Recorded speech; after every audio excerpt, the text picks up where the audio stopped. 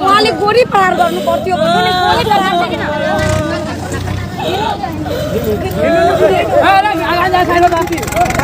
छैन भने चाहिँ मलाई दिएको दुःख पीडा मानसिक यातना शारीरिक यातनाले कतिसम्म असर पार्छ भनेर उनीहरूले पनि भोग्न पर्यो। उहाँले भन्नुहुन्छ जेल, घर जेल होइन र? घरमै कोही नबोलेसी कारागार जसरी बस्यो भने घर जेल होइन र? म जेलमा बसेको छैन र?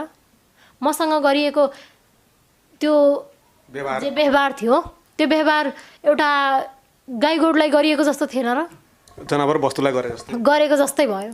अनि अस्ति 2-3 दिन त म एकदमै धेरै होसमै नआउने गरी बिरामी भएको थिएँ।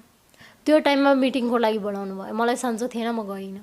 मैले भने सर भोलिको दिनमा आउँदा हुन्छ, उताबाट केही खबर गराएनन्। अनि चुनाव छ, चुनावपछि हेरौँला, चुनावपछि हुन्छ भनेर प्रतिक्रिया उताबाट आयो। ठिकै छ, चुनावपछि हेरौँला भनेर मैले पनि छोडिदिएँ। अब त चुनाव पनि सक्यो, चुनाव त हिजै सक्यो नि, अब त केही गर्नु पर्यो नि केसमा। उनीहरू नबोलेसी यतिकै छोड्न त भएन, कारबाहीमा त ल्याउन पर्यो। मसँग जति जे गरेको छ उनीहरूले